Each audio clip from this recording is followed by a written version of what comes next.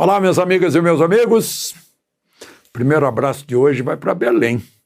1616 foi fundada por Francisco Caldeira Castelo Branco, capitão português. Os portugueses tinham essa noção estratégica: fundar uma cidade, uma fortaleza na foz do Amazonas, para poder dominar o Amazonas.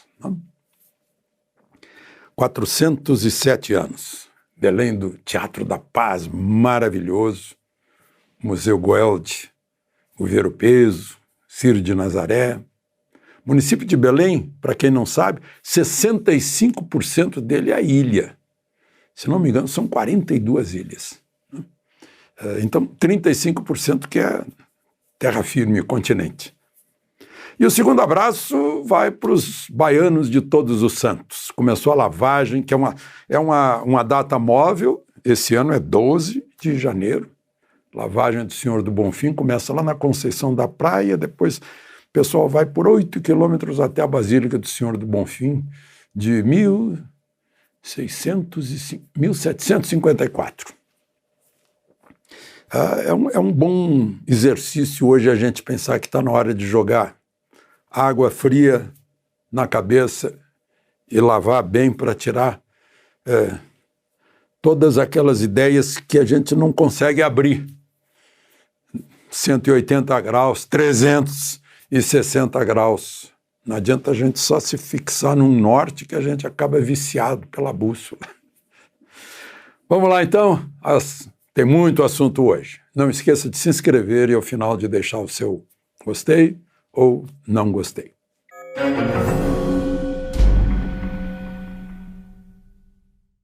Primeiro assunto de hoje: o presidente da República convidou 38 órgãos de imprensa, um a mais que o número de ministros, para um café da manhã. E no café da manhã ele se referiu a um assunto que a gente conversou ontem aqui, o garantia da lei e da ordem. Ele disse que não iria decretar garantia da lei e da ordem aqui para o Distrito Federal, depois dos distúrbios de domingo, porque seria transferir para um general a autoridade dele, a responsabilidade dele, e que ele não iria fazer isso.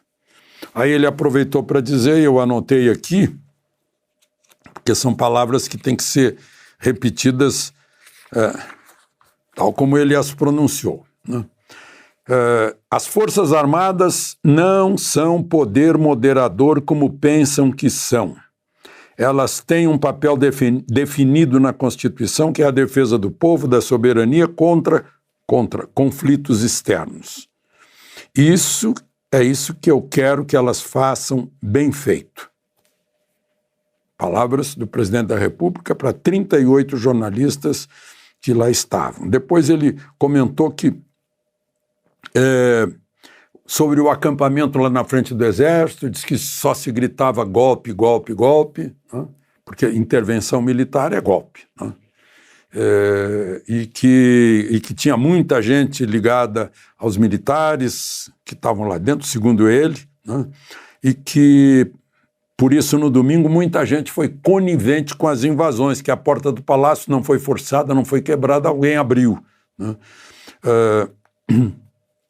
E que é preciso identificar todos. Sem a menor dúvida, é preciso identificar todos aqueles que invadiram realmente, né? Que não estavam numa pacificação pacífica na esplanada, e sim arrombando prédios públicos e danificando prédios públicos, inclusive obras de arte valiosíssimas, histórica e economicamente valiosas, né?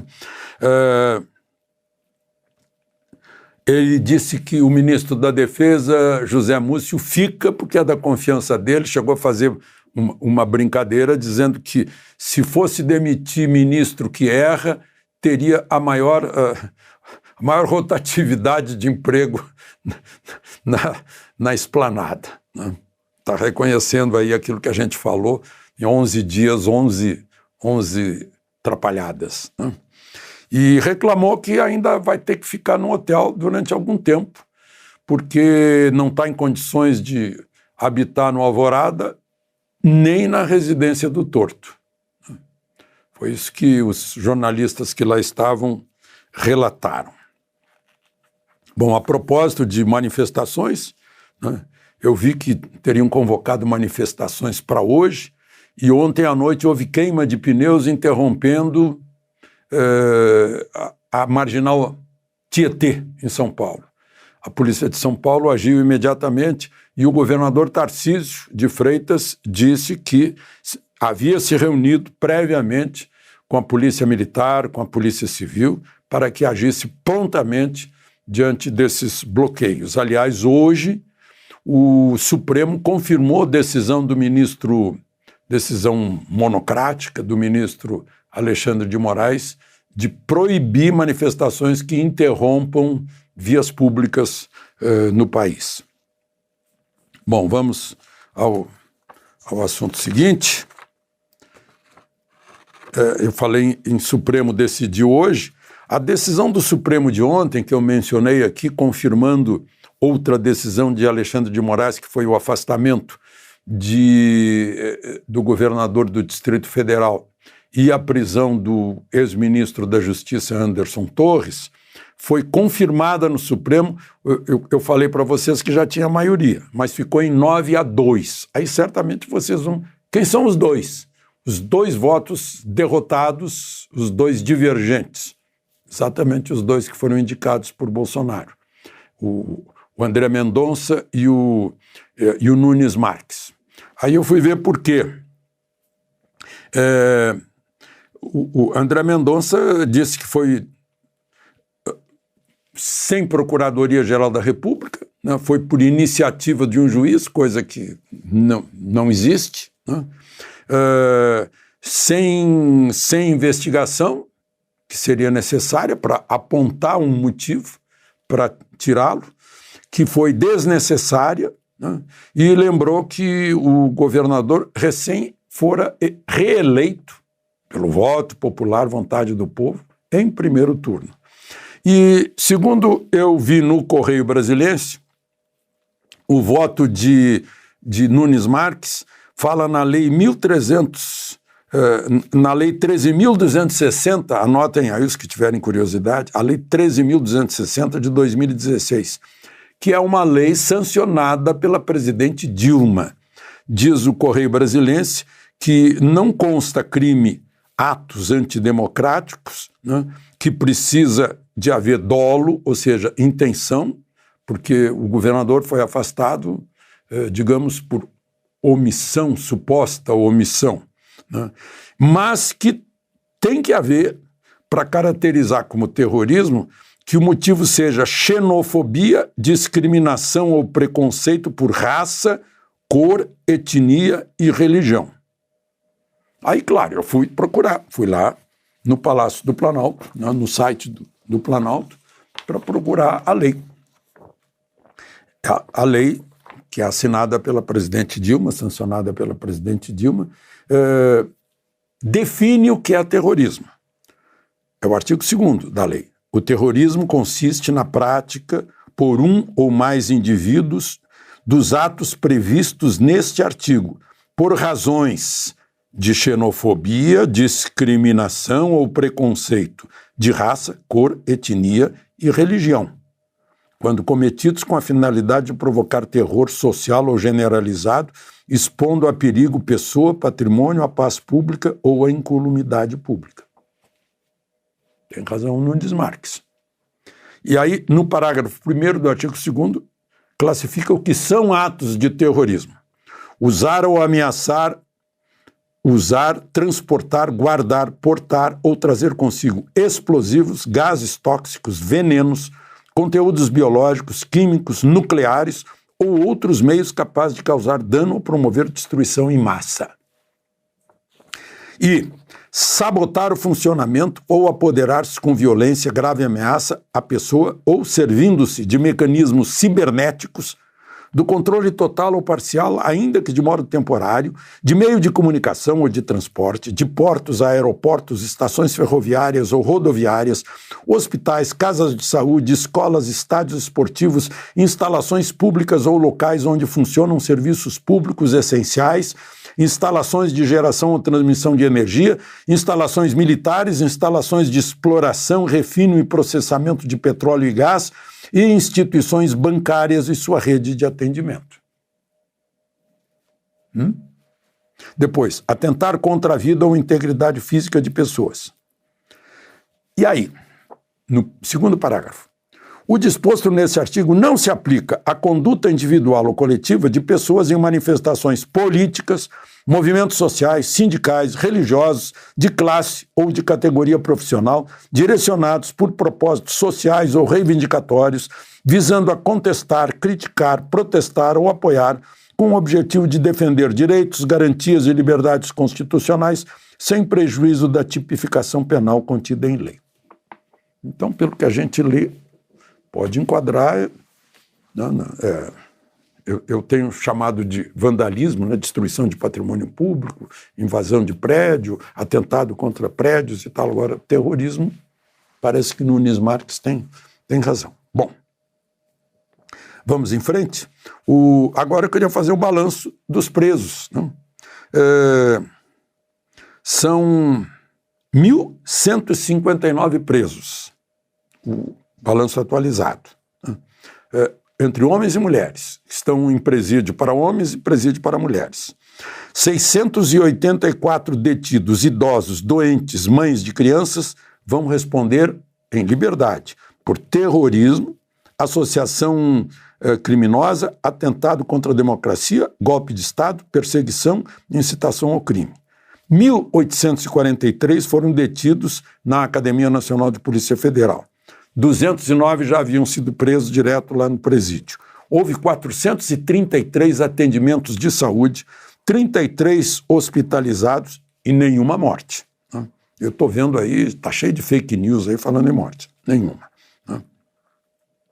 Então parece que dá um total de 2.052 prisões. O que ganha de Ibiúna, do Congresso da UNE, que, segundo Zé Dirceu, foram 800 presos no dia 12 de outubro de 1968. Bom, eu comentei que o governador Tarcísio estava lá reprimindo a queima de pneus. Ele teve com o presidente Lula ontem, falando sobre a privatização do Porto de Santos, que foi bolada no governo Bolsonaro, né? Planejada. Lula afirmou que vai trabalhar com todos os governadores. E o ministro Rui Costa, do Gabinete Civil, dá um recado à esquerda raiz que não deve estar gostando disso, que a privatização do Porto não tem dogmas, chega de dogmas. Vamos buscar o melhor modelo para cada investimento, né, para atrair a iniciativa privada. Se é a concessão, se é a privatização, se é a parceria público-privada, é o que for melhor. Né? Falando em economia, o ministro da Fazenda disse que tem uma decisão política que não é dele, que é manter a isenção sobre a gasolina depois de 28 de fevereiro ou não. E essa decisão seria do presidente Lula. Uma outra notícia aqui de Brasília, segundo a Polícia Federal, o mandado de busca e apreensão na casa do ex-ministro da Justiça, Anderson Torres, encontrou uma minuta de um decreto de estado de defesa, que é baseado no artigo 139 da Constituição, que a União pode assumir aquilo, investigar, né, aplicados simplesmente sobre o Tribunal Superior Eleitoral. Foi uma minuta, um rascunho que não foi usado.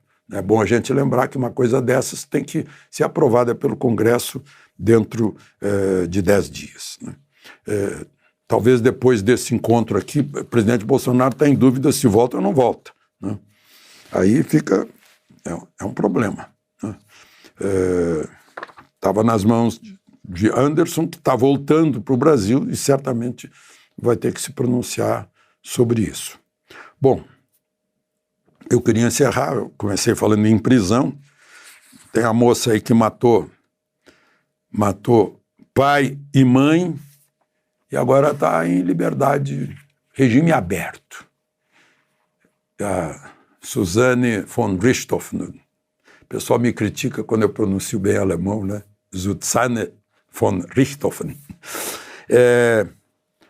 Ela foi a mentora do assassinato do pai e da mãe, cabeças esmagadas, né, pauladas e tal. Foi presa em 2002, em 2015 estava condenada a 39 anos. Em 2015 já estava em regime semiaberto, dormindo na prisão. Agora nem dorme mais na prisão, vai dormir numa hospedaria para quem está em regime aberto, só que tem que ficar na hospedaria nas horas de folga, nos dias de folga, sai para trabalhar. São as coisas aqui do Brasil. Ela vai ficar devendo aí quase 10 anos de pena. E amanhã, gente, é sexta-feira 13. De Brasília, Alexandre Garcia.